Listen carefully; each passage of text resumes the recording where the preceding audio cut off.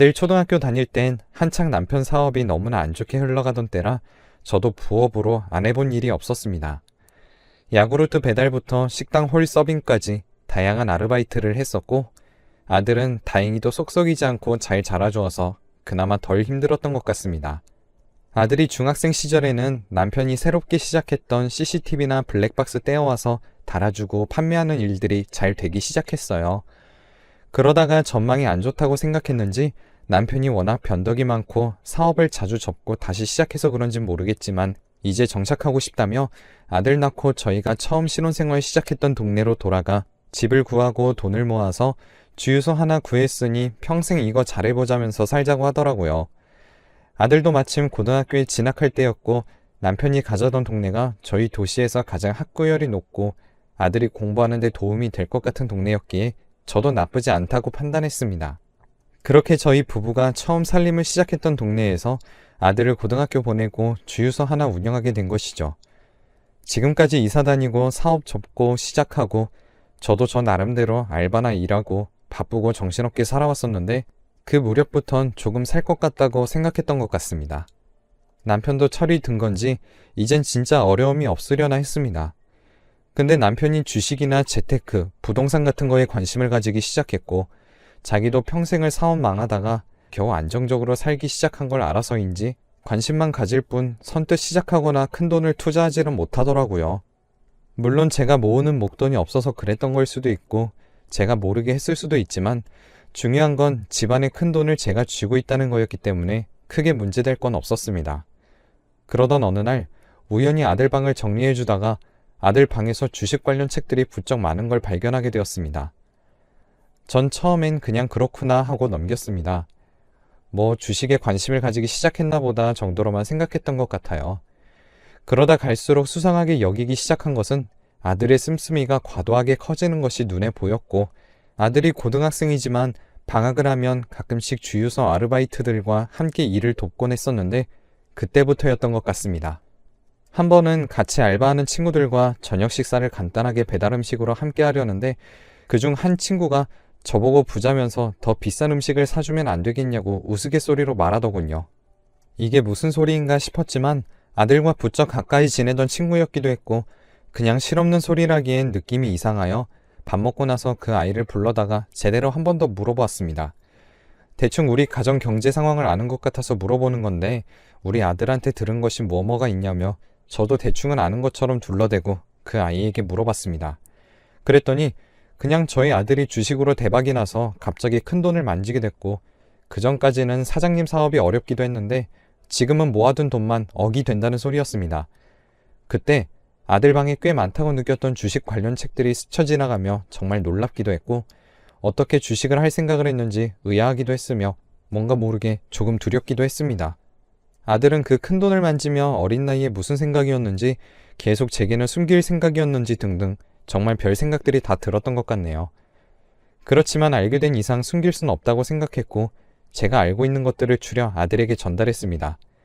도저히 얼굴 보고 말할 용기가 안 나서 대충 편지에다가 몇 글자 끄적였던 것 같아요.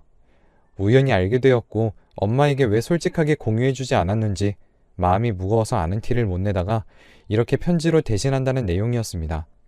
며칠 뒤 저 혼자 주유소에 있는 시간대였는데 아들이 일찍 귀가하며 제게 말해주더라고요. 어릴 때부터 전학이며 이사며 옮겨다니면서 아빠 사업이 힘들기도 좋기도 했던 건 너무 잘 알고 있었고 그러면서 인터넷으로 주식 정보나 사업 정보 등등에 자연스럽게 관심을 갖게 되었는데 이번에 주유소 한다는 말 듣고 이쪽 시장은 어떻게 흘러가려나 궁금해서 관심만 가지려던 게 우연히 코인과 같은 암호화폐 시장에 대해 알게 되었고 주유소 알바를 하며 틈틈이 모은 돈과 어렸을 때부터 지금까지 설이며 추석이며 용돈이랍시고 받아온 모든 돈을 털어 투자하게 되었는데 1년 만에 엄청나게 상승해 돈의 맛을 보게 되었고 그때부터 주식을 공부하면서 점점 불리게 되었다는 게 제 아들의 대답이었습니다. 저와 제 남편의 불안정한 사업 활동으로 인해 아들이 주식에까지 눈을 돌리게 했다는 게 미안했고 억장이 무너지면서도 어떻게 어린 고등학생 아들이 주식으로 돈을 불려 몇백에서 거의 몇천에 달하는 돈까지 만지게 된 건지 마냥 신기할 따름이었어요. 왜 말을 안 했냐 물으니 아예 거짓말하거나 숨길 생각은 아니었지만 주식이라는 게 앞으로 또 어떻게 될지도 모르는 일이고 돈이 이렇게 많다고 알리면 아빠가 또 다른 생각을 할까봐 당분간 자기가 더 공부를 하며 앞으로 어떻게 될지를 보려고 했다고 말했습니다. 사실 아들에게 도움이 되지는 못할 망정 고생만 시킨 것 같다는 미안함과 구구절절 다 아들 말이 맞기만 해서 저는 그래 알아서 잘해라 라고 이야기했습니다. 진짜 실제로도 아들이 기특한 마음이 너무 컸고요. 그렇지만 아들 말대로 저희 남편이 그 사실을 알게 된다면 그 돈을 노리고 사업을 넓히고 싶어 할 수도 있기 때문에 저도 의도치 않게 아들과 함께 비밀을 가지게 됐습니다. 그러던 어느 날 갑자기 남편이 노발대발을 하며 저에게 아들 소식을 알고 있었냐고 했습니다. 전 깜짝 놀라 그걸 당신이 어떻게 알게 됐냐고 되물었고 남편은 제가 알고 있었던 사실에 큰 배신감을 느끼고 더 화를 내면서 옆에 있는 물건들까지도 부수며 억울해했습니다. 그러면서 자기가 우리 가족을 위해 평생을 얼마나 고생했는데 이렇게 둘이 말을 맞추고 속일 수가 있냐며 화를 내더군요. 나중에 아들 말을 들어보니 우연히 주식창을 닫지 않고 컴퓨터를 켜두었다가 들킨 것 같다고 얘기하더군요. 저희 집에 컴퓨터가 한 대라서 거실에 두고 함께 사용하는데 아들이 어쩌다 흘린 것 같다고 얘기했습니다. 그날 이후로 남편은 굉장히 가정에 소홀해진 것이 눈에 보였고 대놓고 집에 들어오지 않는 날들도 늘어갔습니다. 하지만 남편도 화가 나서 잠깐 저러는 거겠지 생각했고 가볍진 않지만 참아가며 그냥 넘겼죠.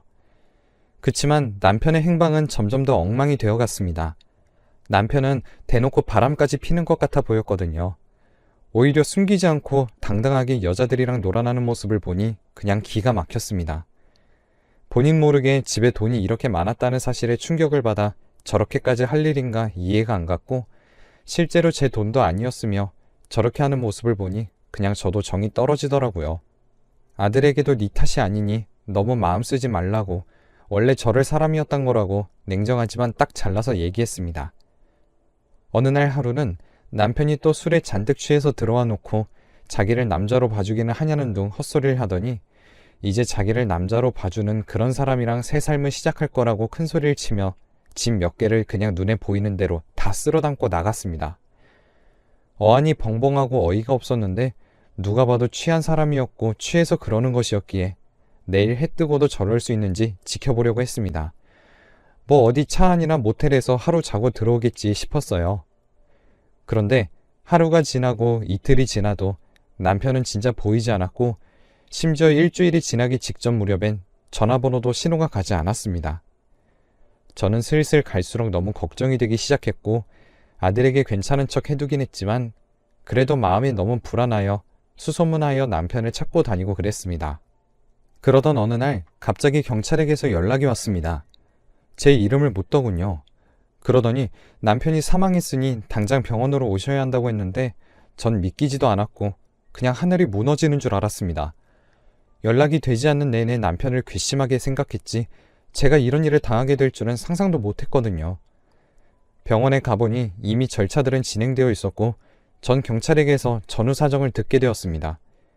곱씹어 보니 저와 다투고 술에 취해 짐을 싸서 나간 딱 그 당일날 벌어진 일이었습니다. 남편은 길바닥에 있었고 한 차가 남편을 차로 치게 됐는데 그때 바로 신고를 하거나 차라리 그냥 그 자리에라도 뒀으면 됐는데 너무 무서웠던 나머지 남편을 근처에 있는 호수와 산 언저리에 버려두고 갔다고 합니다. 그 이후 꿈자리를 비롯해 일상생활이 힘들어지고 죄책감에 시달리던 그 범죄자 놈이 자진해서 경찰에 신고를 했고 그렇게 오늘 남편이 발견된 것이라고 들었습니다. 하늘이 무너졌고 또 마지막에 남편이 그렇게 나간 게 다 제 탓만 같고 그 사람이 너무 원망스럽고 괴로웠습니다. 아들에게도 너무 미안한 마음뿐이었고 앞으로 제가 혼자 어떻게 살아가야 할지도 막막하고 그랬습니다. 너무너무 힘들었지만 아들이 있었기에 그냥 망가진 채 살 수만은 없었고 하나뿐인 아들을 생각해서라도 정신을 차리려고 노력해야 했어요. 그렇게 정신없이 남편을 보내고 주유소를 처리하고 살던 집도 내놓고 아들과 자그마한 아파트 하나를 구해 이사를 준비했습니다. 아들도 지금까지 자기가 모아둔 돈은 정말 이게 전부라며 이제 손 다 털었다고 했습니다. 그렇게 아들의 돈과 제가 가지고 있던 집 그리고 주유소까지 모두 처분하고 아들과 둘이 살 자그마한 아파트 한 채로 이사가게 되었습니다. 이사를 가며 남편 옷도 조금 태워주고 정리 못했던 것들도 겸사겸사 정리하기도 했습니다. 그러다가 남편의 옷장 안에서 한 상자를 발견하게 됐는데 전 진짜 남편의 죽음 이후로 이렇게 놀라거나 충격받을 일이 더 이상 없을 거라고만 생각했지만 큰 충격을 받게 되었습니다. 그 상자에는 딱 봐도 내연 관계였음을 알 수밖에 없는 남편과 다른 다정한 여자들의 사진이 가득했거든요. 그리고 그 여자에게 받은 선물인지 미처 주지 못했던 선물인지 몇 가지 물건들과 짧은 편지가 있었습니다. 내용은 대충 정리하고 올 때까지 기다리겠다, 만나게 돼서 좋다, 이런 내용이었습니다. 정말 어이가 없고 황당하고 배신감 들었지만 가만히 앉아서 생각해보니 한창 남편이 밖으로 나돌 때 직접 목격하지 못했을 뿐 외도를 예상하고 있었고, 더군다나 죽은 사람한테 억울하니 어쩌니 따질 수도 없는 노릇이니 저도 그냥 최대한 빨리 털어버려야겠다 싶더군요. 그래서 그 물건들과 편지와 사진들도 버릴까 싶었지만 그냥 버리느니 태워주는 게 낫겠다 싶어 마지막 옷들을 태우며 함께 태웠습니다. 마음이 많이 허전하고 괴로웠지만 그래도 태워줘야지 싶었죠.